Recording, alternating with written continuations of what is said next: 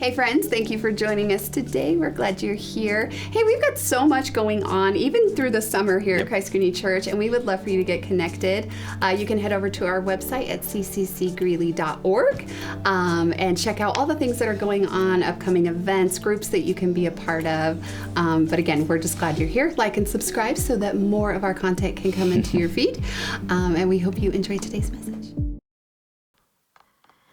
Hello, everyone. Hello to those of you joining us online or listening to the podcast.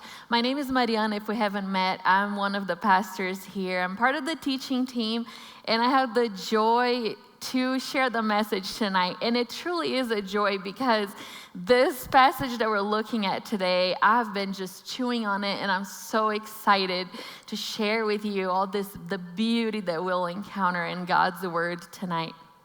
So, when I was about halfway through college, I took a gap year, and I came here to America from Brazil for the first time, and I was going through this ministry school, and it was really a wonderful opportunity, a joy, something that ultimately I had chosen to do.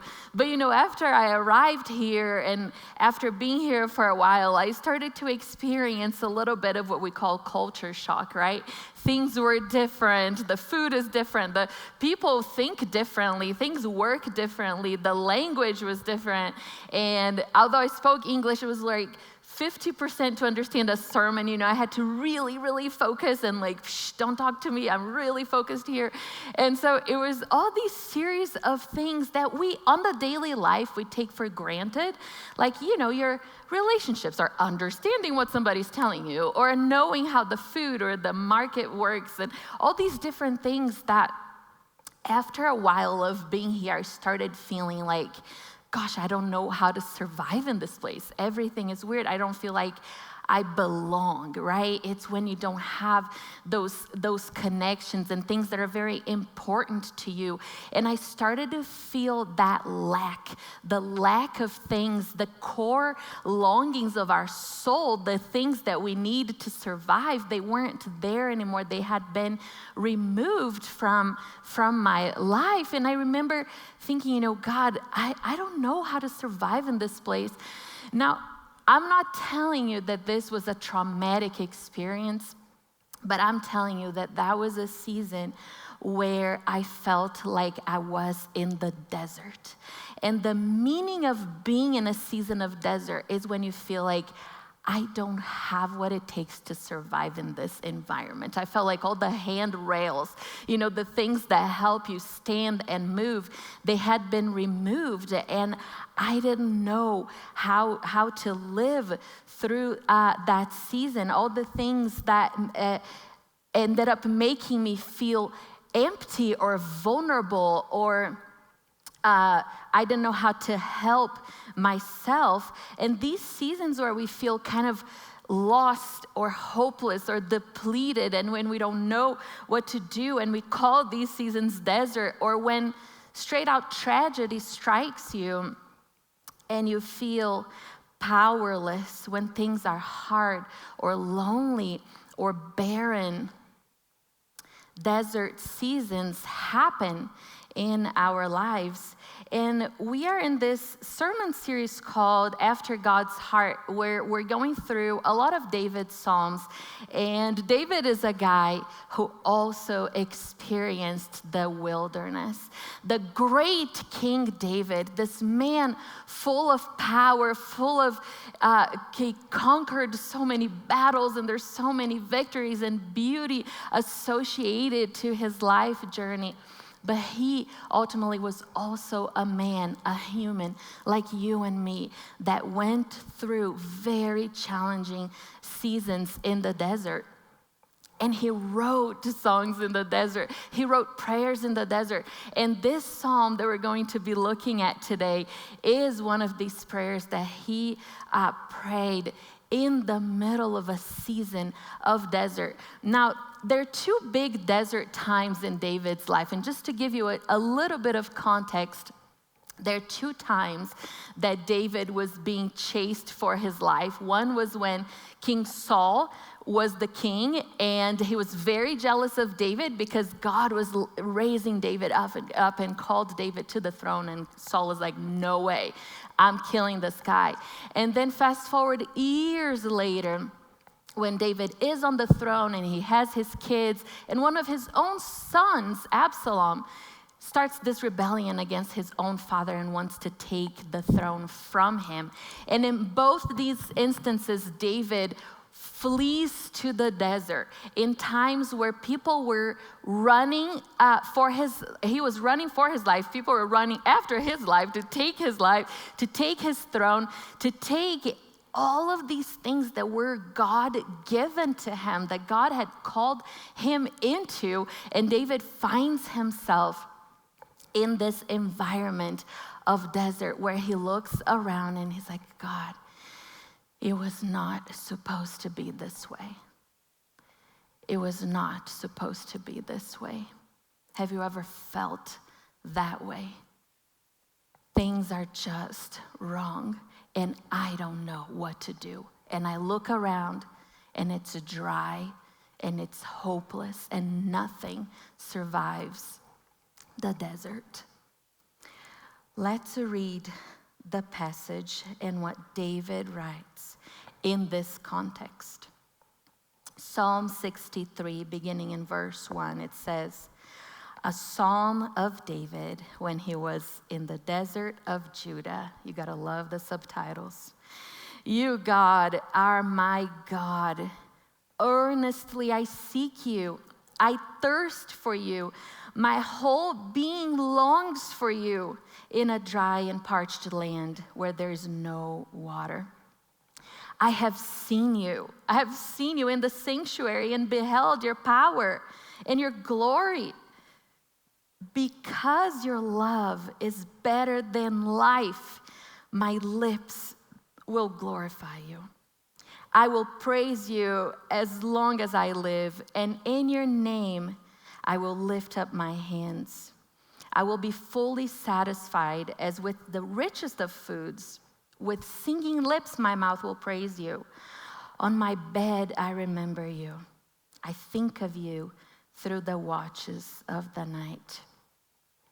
I know there's a lot here and we're going to unpack, but I just wanted to lay out this first chunk of the psalm, because when you read this, and I think all of us are guilty of getting verses out of context, right? And when we get these verses out of context, if you forget that David was in the desert, if you forget the context in which this was written, this sounds like such a beautiful love song, right? It's like this romantic, oh God, I want nothing but you. I thirst for you. My whole being longs for you. It's like this first love. I have seen you, and your love is better than life. And David is proclaiming all these words of love that we borrow and sing too. Your love is better than life. But we know that this was not the context of honeymoon, of first love, of being loved that David was in. This wasn't written when David first fell in love with God and when things were amazing. It's like, oh God, life is so good. I love you so much. That wasn't the context. This was not written in honeymoon season. This was written in the thick of it when he was in the desert and things were not looking good. And then suddenly that helps you see that what David is saying here is not necessarily this declaration of love like I want you, but it's more a cry of despair. I need you. This was a cry of God, look at this dry land around me. I need you. I earnestly seek you. Every fiber of my body longs for you, everything within me, because look, I can't do this. I'm desperate. And he says, on my bed, I remember you. I think of you through the watches of the night. We can relate to that, right? Through the watches of the night. Those times when things are so tough that you can barely make yourself fall asleep. David is awake, wrestling with the circumstances that he is in. And in the midst of that pain and anguish and his despair, he says, God, I earnestly seek you. I long for you in this dry land around me. It's empty. I have no fuel. I can't do this. I need you, is David's cry to the Lord in the desert. But for us to understand the depth of this passage, we really need to understand what desert means in the biblical narrative. And this is where it gets really exciting, because we all understand, well, yeah, desert is tough, right? It's like, I feel like to me, desert is the enemy, right? It's the thing that stands in the way. Because God, we know when he took his people out of slavery in Egypt, they crossed the Red Sea in freedom and delivery, and all the beauty happens, and God was taking them to the promised land. But then the desert, right? The desert is the interruption. It's the obstacle. It's the thing that stands on the way. It's the desolate place. It's the barren land. Nothing lives in the desert. Well, that's how we see the desert. Here's how God sees the desert. There's this beautiful Hebrew poetry that is the reality of the desert. Here's the reality. God took them out, yes. They went into a season of desert, yes. But what happens there?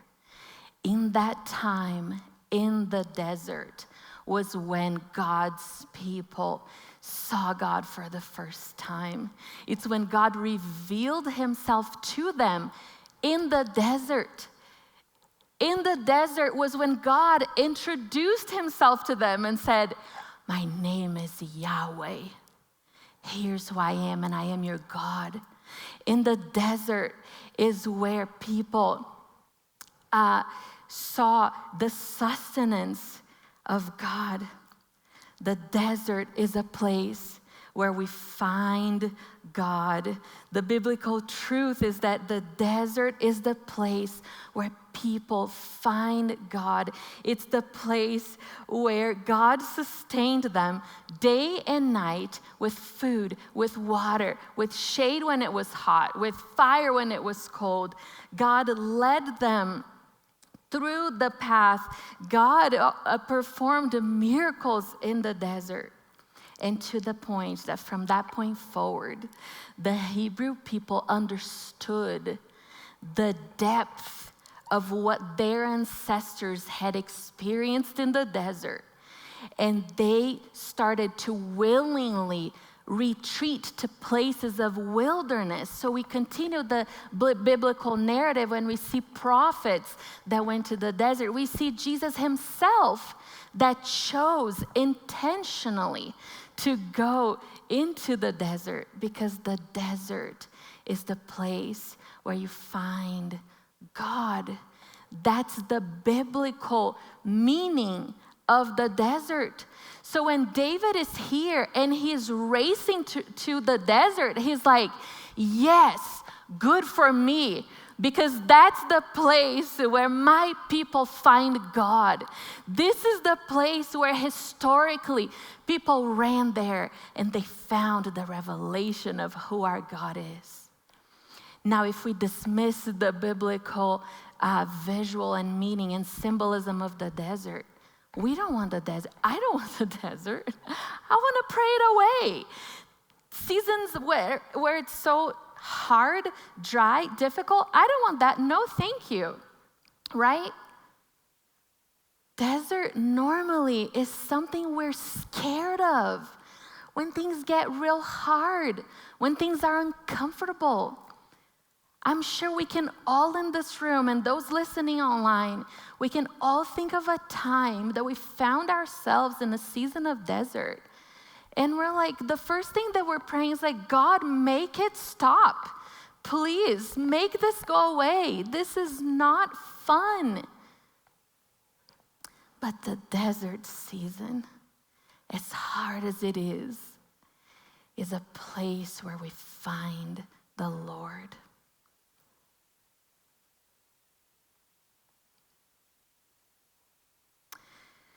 The psalm continues. In verses 7 and 8, we read, "Because you are my help, I sing in the shadow of your wings. I cling to you. Your right hand upholds me. I cling to you. I sing in the shadow of your wings." That line has touched my heart. I've been chewing on that for so many weeks now. And here's why. My husband Daniel and I started watching The Amazing Race. It's that reality show. It's been going for like 30-some seasons, but we had never actually watched it. And it came up in a couple of conversations. We're like, oh, we should check it out. So we started watching the show, and it's just these people racing around the world, right? They have all these challenges, and they're going from country to country, and they're engaging with all these different things. And what really stood out to me was when a team would get to a challenge. Let's suppose it's something physical, right? Something that it required physical endurance. And some of the, strong guys, they'd be like, yeah, this is my time to shine, right? Like, I'm prepared for this. I was born for this. Or other times when the challenge was something a little bit more brainy, a puzzle, something you have to think, and other teams would be like, oh, that's my strength. This is what I was born for, And so just seeing the teams engaging with the challenges and saying, oh, I'm so good at this one. This is where I'm going to get ahead of the game. Those were tough challenges, but they knew that they were going into it knowing their strengths, the things that they had been practicing at home and thinking, now this is going to pay off. When they faced those tasks, they weren't scared of them. They also weren't surprised. That's what they were there for. They were excited and they were ready because they had been preparing for this. Now, here's another reality, friends. The desert is a place we expect. If we know that the desert is such a biblical reality, if we know that seasons of wilderness are found in the Bible from cover to cover, and from life experience, we look around and we know that hard seasons happen. Unfortunately, all the time. I hate to say this because it sounds so negative, but the reality is none of us in this room can say, all right, I lived through my hardship, and from this point forward, it's only rainbows and butterflies, right? If we know that the desert is something guaranteed, why are we always shocked when it happens? Why do we feel so surprised or bitter instead of feeling ready for it? Like those teams in the show, they're like, all right, bring it on. I'm ready. I knew you were coming, and I'm ready to face you. How different would it be if we approached the challenges of life, if we know the seasonal things that we go through, the different things that are gonna happen. I feel like for me, I've been reflecting on this a whole lot because I have 3 sons, and every time they hit a very major milestone, like a graduation or our oldest started learning how to drive, I'm like, what? Like I did not know that's how it plays out, We know. If we know the things that are going to happen, how can we approach this with confidence and preparedness, knowing, yes, I knew you were coming and I'm ready for this. It's my time to shine. This is what our faith is for. This is what we're built for. The truth of the Christian journey is not a life without deserts, but a life that we can thrive even in the deserts. We don't crumble in the desert. We find God in the desert. The desert is not a place that we go and we start questioning the goodness of God. The desert is a place we go to find the goodness of God. We don't throw away all that we have been building, all the journey we've journeyed, all the things we've collected and built in our spiritual journey. We don't throw that all away when the desert comes. It's like, it wasn't supposed to be this way. No, we stand on it. We stand on the faith that we have built. I know it's hard, and I know it's so much easier said than done. But God is in the desert with us. There's a promise that we will find God in the desert. Friends, this has been such a theme in my life for the past many years because I've been such a person to I'll praise in the victories, and God has been teaching me through the years, how can I find him in the desert? How can I see him in seasons of grief? Find him there. Expect it. Don't be shocked. And find him there. David found him. In the midst of everything that David was going through, he was seeking God in his desert, and he found him. And it says that David sung under God's wings. Desert is a place where we can sing. Oh my gosh, this doesn't get old. Every time I say this, it's just such a beautiful visual of God's wings over David, and David singing under the protection of God. Don't you appreciate the poetry of Psalms? Now, this vocabulary of God's wings, we see it in many other passages in the Bible, and it always talks about hiding under God's wings, seeking refuge in God's wings. And it's either something that you pray, or you wish for somebody, or God says, I'll get you under my wings. This is something that is this visual of God, just like the mama bird getting all her chicks under her wings of love and protection. And it's so easy to sing, like I said, when things are great, when there's victory. But David sings in that place of protection, which, yeah, he was protected. But if he was protected, that means protection was needed. Things were not good outside, but he sits under God's wings and he sings. How are we responding to God's protection?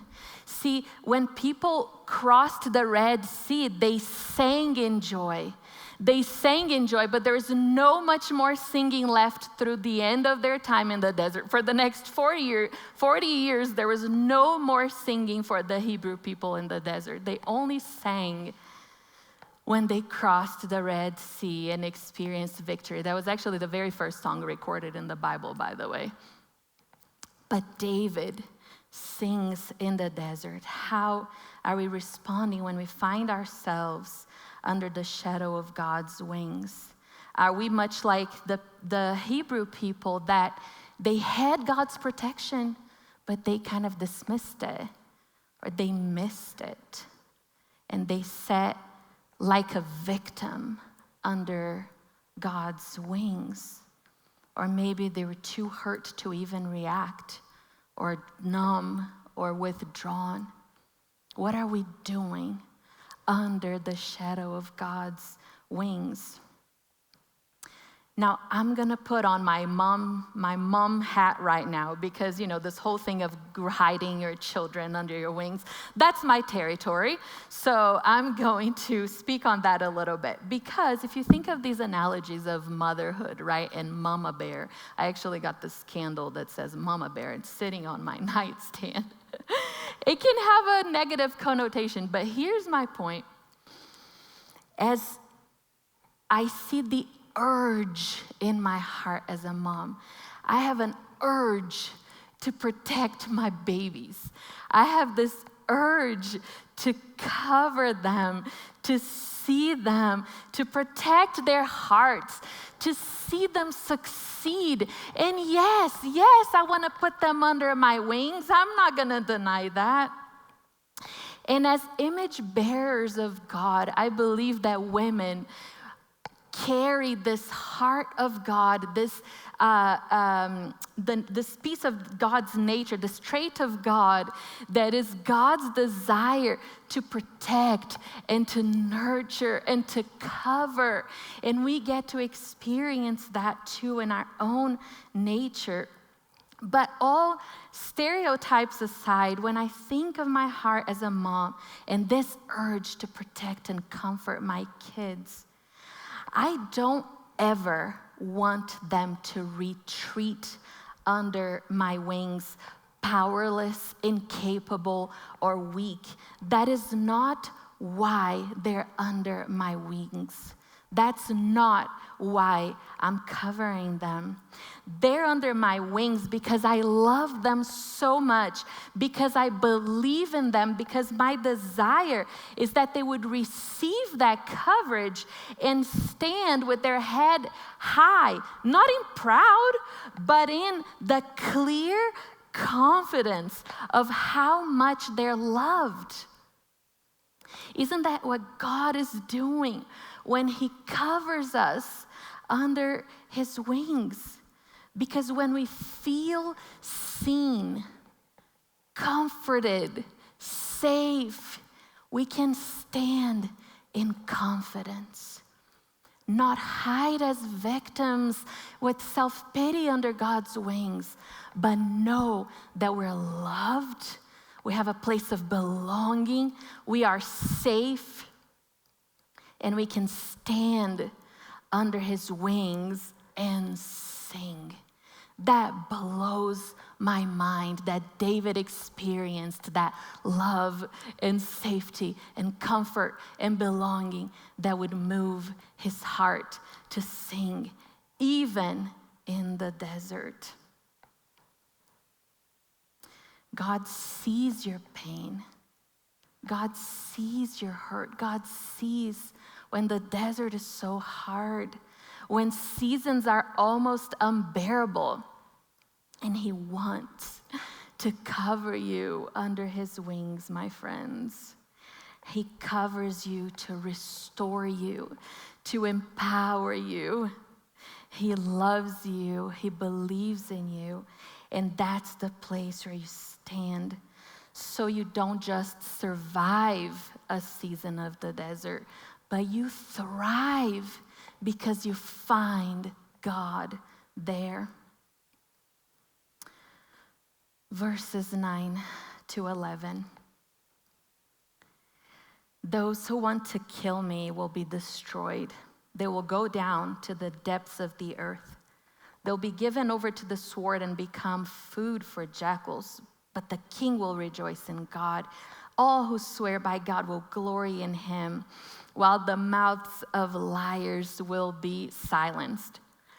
The psalm ends here with David proclaiming the future of the enemy, proclaiming his faith, that it's good to put in perspective what the end of the story is, right? It's good to have the perspective that the enemy will be destroyed, the mouth of the liar will be silenced, because God brings justice and He has the final words in all the trials of life. See, David wasn't called a man after God's own heart. So that's the name of our series, right? after God's own heart. That's a title that God spoke about David. David is a man after my own heart. He was not called that because, he was just so flawless and he was just so perfect in everything that he did. That was not the case. But we see time and time again that David was a man after God's heart because in every situation he faced, God was the focus of his desire and pursuit. See, in the midst of this chaos that he was in the midst of the desert that he is in, yes, he's desperate. Yes, he's crying out, but who is he talking to? God. That's who he's running to, no matter what is going on. So maybe you're finding yourself in a place where okay, yeah, I see the biblical meaning of the desert. I want to find God in the desert. That all sounds like a good plan. David here gives us a beautiful example. But how was David able to thrive from a heart perspective as a human, as you and me here dealing with real things? How can we stand in peace when everything else is falling apart around us? Coming through the end of this psalm and looking back wow, this is so beautiful, it's so inspiring. How can I do any of this in real life? How do we translate all of this in the realities that we are in? And this is what really moved me about this psalm. David had such clarity in his pursuit. If you look back in all these verses, when he says, God, you are my God. I seek you. My whole being longs for you. David, in the middle of the things that he was going through, he had clarity that nothing else was more important than to seek the Lord. So here's an example, okay? Like I said, if it's me in David's situation, I would be praying, God, can you please go fix this problem that is happening.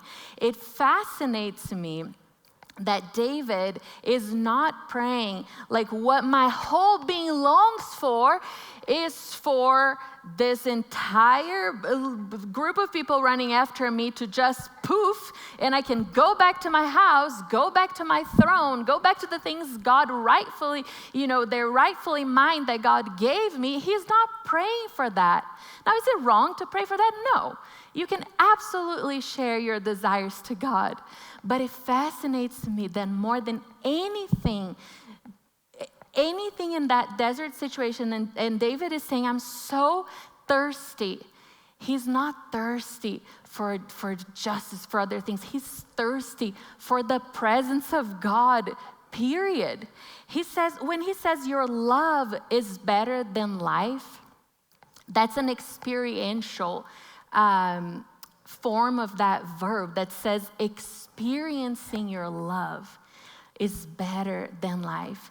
David had encounters with the Lord. He had experiences with God that when he's in that situation, he's thinking, it'd be kind of nice if this or that practical help happened, but really, nothing trumps the love of God.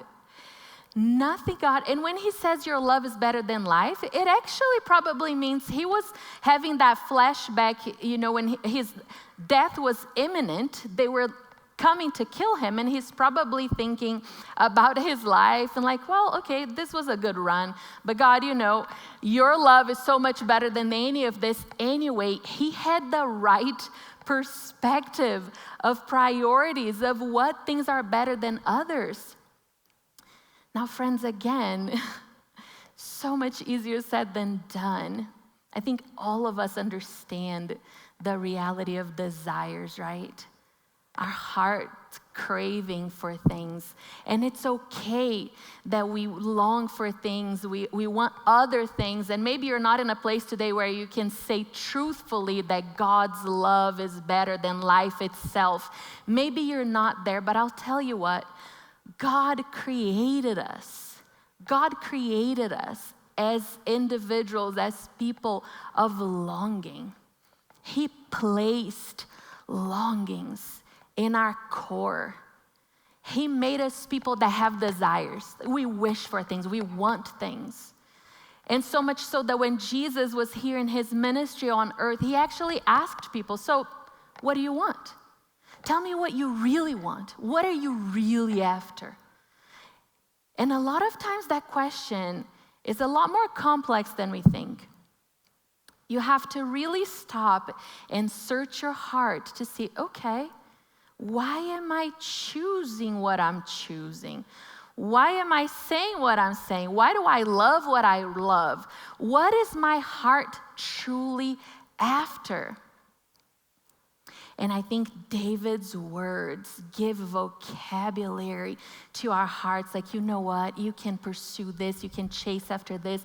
You can run after that. You can think that this is what's going to really satisfy your soul. But he says, you know, nothing will satisfy me more than you, God. And time again, he says, you know, God, you are my one thing.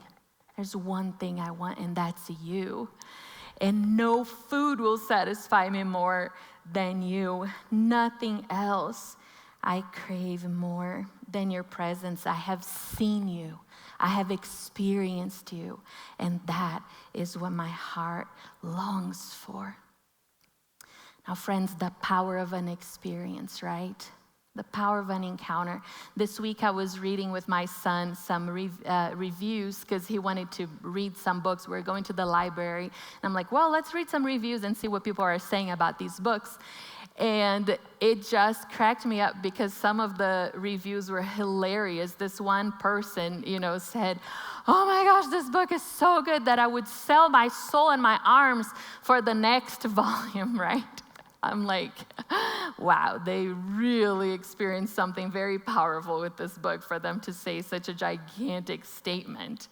While for the two of us, like, sure, I believe it's a pretty good book. It looks like it's going to be great, but I have no heart commitment to this book yet, and much less to say such words of love toward this thing that I don't know.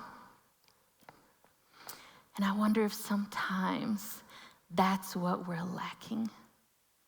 How can we possibly say, God, I desire you more than anything, unless we are touched, personally touched by his love, to the point of saying, there is really nothing else in this life that I desire more than you, God.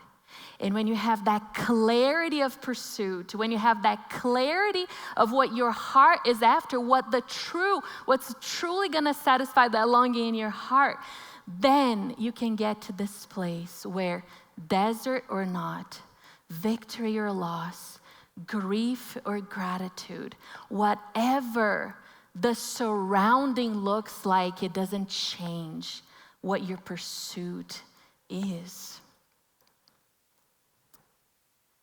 David had that clarity. And when we read these Psalms, the Psalms weren't written for us to study and pick apart. The Psalms were written for us to sing. The Psalms were written for us to pray. The Psalms were written to give language to the human heart. Why was this particular psalm picked to be in the Hebrew Bible out of hundreds of psalms? Because this is what the human heart is going through on a regular basis. We're all going through deserts, and we're all wrestling with what are we after? And actually, primitive Christians had this decree that no day should pass without the public singing of this very Psalm 63. So friends, as we finish our time together, I just pray that you may use this psalm as an anthem to your desert seasons, a prayer of despair and longing, a song of desire, a declaration of your heart, a resetting of what you're running after. Let this psalm bring language to the heart desires that are inside of you, and may you be strengthened in your pursuit of God, so you may not fear deserts, but expect it. Find God in it. Don't be terrified by it. Find his presence and sing under God's wings. Let's pray.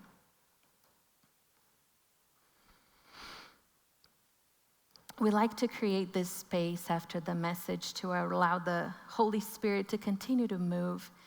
So if you're comfortable with it, would you close your eyes with me? We want to pray a simple prayer.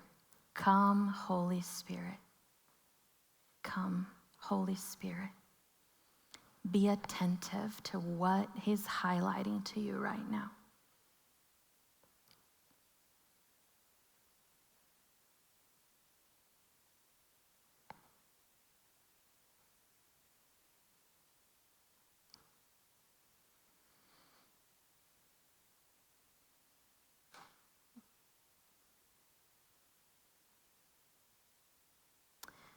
As you pray, as you continue to pray and worship, would you consider asking him, God, what is my heart really desiring and pursuing? What is the thing behind the thing? Reveal the desires of my heart. Maybe redirect the desires of my heart. Prune or reshape the desires of my heart so that I long for you more than anything else.